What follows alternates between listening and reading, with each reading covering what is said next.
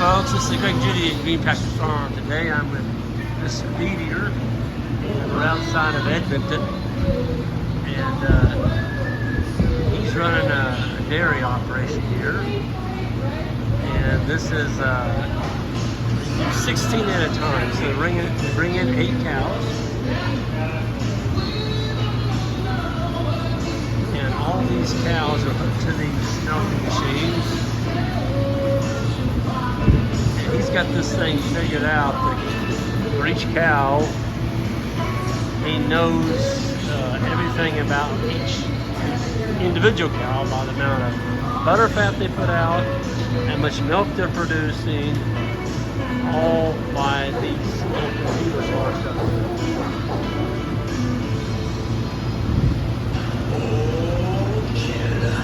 And right now he has a young intern from the Netherlands. She's helping. So here he is wiping down the teats.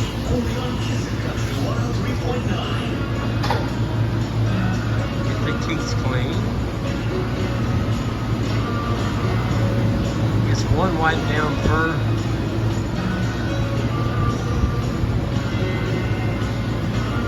towel.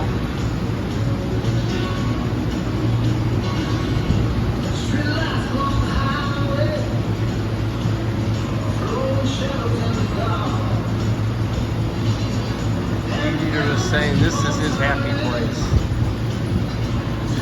Some of the things that he's doing here is pretty amazing. These cows are, he's working on his grazing operation now. These cows are going to be put out on pasture. All the dry cows are already there, and the growing heifers are out there.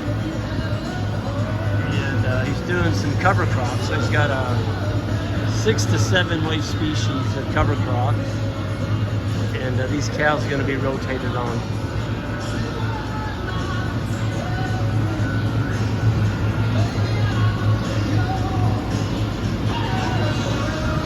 So there again, you put in the cow tag 807. That'll be stored in the computer, so they know how much milk you got out of this cow tonight.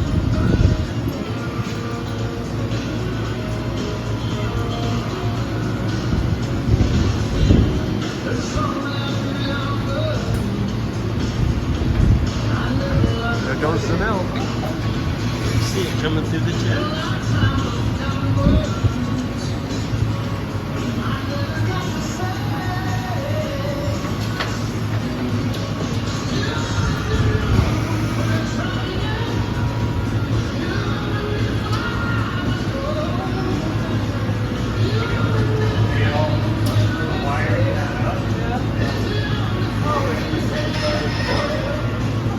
Amazing, that thing kicked on. So those, that's pretty cool. So when the cow actually gets done, that milking unit can detect there's no more milk coming out. It pops off on its own. That's pretty neat.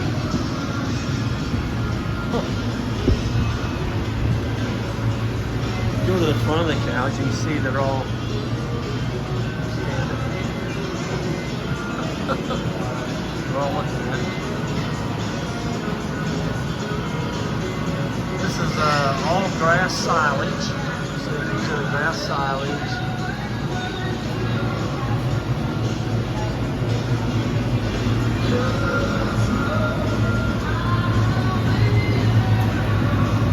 So in the milking done on each cow, those automatically just fall off? Yes. Yeah. I saw them kicking off there by themselves. It falls off on their own. Okay. But then they'll feel it hanging there and you just kick it. Okay. Oh, I see. Like, oh, what's that thing doing here, right? Yeah. That whole row of cows is done now? Pretty much. Yeah. The second one is still milking. Oh, okay, I see it. Yep. There's still a few milking. So what's she putting on them now? Iodine. Iodine. Yeah. So just to disinfect it. Yep. Yeah. Yep. So then we get milked again in the morning. Yeah, exactly. Twice a day. Twice a day, every 12 hours. Yep. Some farmers will do it 3 times a day, but just that is pretty fast. How many minutes are they in there? 10? I'd say good 12 minutes. 12 minutes? From the time they turn in, from the time they leave, it's probably about 12 minutes. Okay. If that even. Yeah. And you're milking 100 and how many? 115. 115 cows. 16 at a time. Yeah. Yep. Yeah. You told me a while ago this is your happy place. Yeah, exactly.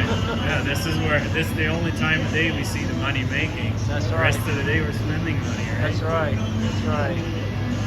You were telling me earlier the health aspect of getting them out on pasture. You're really looking forward to getting more grazing in your Oh operation. yeah, like when you look at a cow too, with like the young stock, when it's out in pasture, you just see the animals stretch out, like their bone structure is changing. I think. Yep.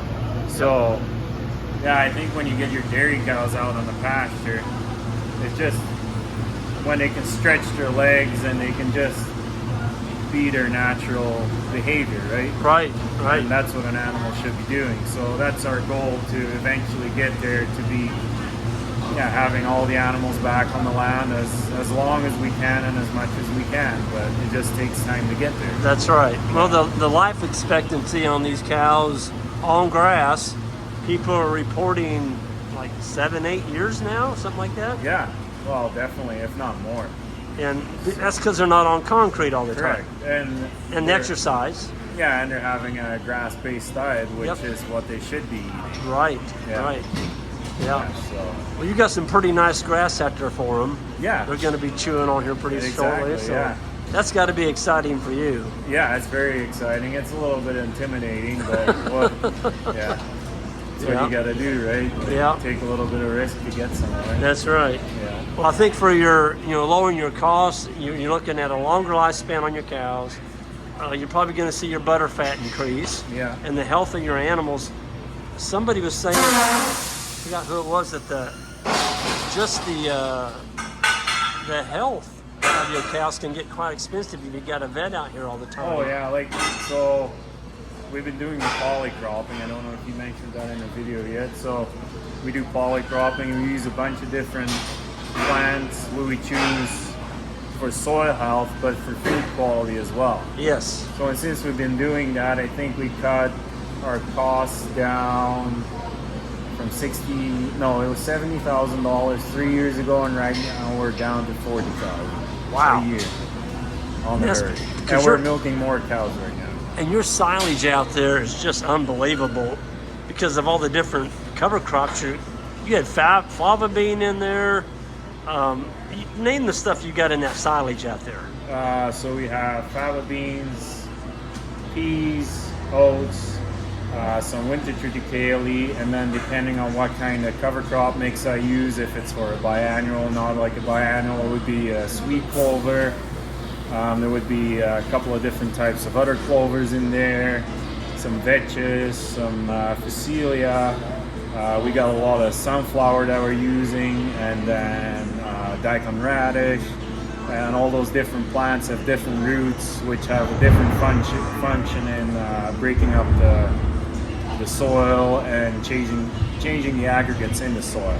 Yep. And by using all those different plants, warm season, cool season, brassica, grasses, we're also banking on more efficient growth, because some days are hot, some days are cold, sometimes it's dry, and sometimes it's too wet.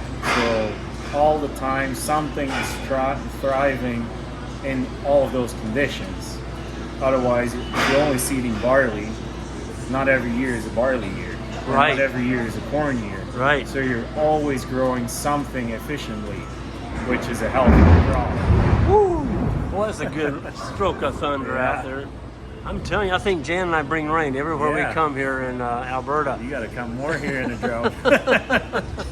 Well, would you tell me a little bit you were talking about how you're tracking the production of these cows. Some of these cows have really high butter fat, and they're making you, like you were telling me, like $30 a day versus some cows are only making you $13 a day. Correct. Based on the liquid milk, I didn't realize this. You got to pay for that weight and shipping. Yeah, correct. So explain that.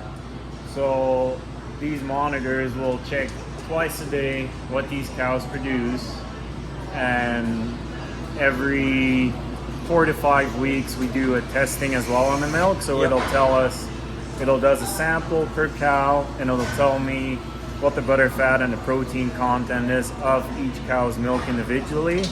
All that gets put into a database, which I put into a sheet, which would tell me what each cow, her production cost is, Yep. as well as her transportation costs for that amount of milk. And we're getting paid on a kilograms of butter fat basis. So the more kilograms you ship with less milk, the more money you make, because you're paying on transportation per liter. Yep. So for instance, we got a cow 70 liters of milk with only a 2.5% butter fat. She's not making me as much money as a 35 liter cow with 6% butter fat, because I'm shipping all that water. The weight. around. Yep. Yeah. That's So, pretty cool. Yeah, that's our genetic program a little What bit. if you had a whole barn full of those ones with that 6% butter fat? Yeah, I That'd would be be- pretty happy. Wouldn't that be pretty cool? Yeah. Yeah. Yeah. Yeah. Well, you're working on so many different things, and it's been pretty challenging for you and your partner here. But all the things that you're working on, I can just see progress, and I don't know. I think it's going to be. I want to get your full name and your partner. Where's she at? Where's she Here. at? Get over here. There's the other half right here. Yes. Y'all want to give me your full names? My name's Dieter Gegelmans. I'm Miriam Terborg. And you all will be married in when? September? September. Yeah, exactly. Well, we got to spend the day with you all, and I'm so thankful that you all allowed us to come out here for your Canada Day. Yeah. Canada Day. And it was awesome to share a meal with you. Look at what's going on outside. Look at that, guys. That's sleet. Did y'all get that normally? Do you get hail like that? Yeah. Wow. Like, I only thought we got yeah. that in Missouri. Yeah, we don't get the bad hail. Like, some guys would get like. Yeah, this the hail. big ones. Yeah, Yeah. we're Yeah. lucky we don't get that. What's your favorite part of this, Miriam? Dairy farming? Yes. What's your favorite part? Taking care of the animals, I'd say. It's my most rewarding. Yeah, I just love the lifestyle. It's flexible but hardworking, and yeah, it's Well, y'all are trying a lot of new things. The Johnson Sioux reactor, where you're treating your seed, and you're being able to do that on the cheap. You Yeah. showed me the results of that in that seed after. That was amazing. Yeah. Yeah, We- we're we- pretty happy with that. And you're always thinking outside the box, and I Yeah. think that's awesome. Yeah. Well, there Yeah. is no box, I think. So. And where's your all's farm located at? We're in New Sarepta, Alberta, just southeast of Edmonton. What's the name of that again? New Sarepta. New Sarepta. Yeah. What's the name of your farm? Gegelman's Farms. Giggleman's Farms. Yeah. All right. Yeah. I want to thank you both for letting us share the day with you all. And folks, if you want to follow their progress, I don't know how would they do that. We have an Instagram page. You have an Instagram page. What Yes. is it? Gegelman's Farms. How do you spell that? GAGELMANS Farms. Okay. Yeah. I'll make sure I get that written down on a piece of paper. And I can put that on the description section. Folks, you need to watch this couple, especially if you're looking at a grass dairy and you want to make a living at it. And this couple's going to do it. They are. I'm serious. This is going to be somebody y'all want to watch and copy. Don't go out and reinvent the wheel. This couple's leading the charge. So thank you all. Yeah. All right. We'll see y'all down the road next time. And folks, hit that subscribe button well and have a good one.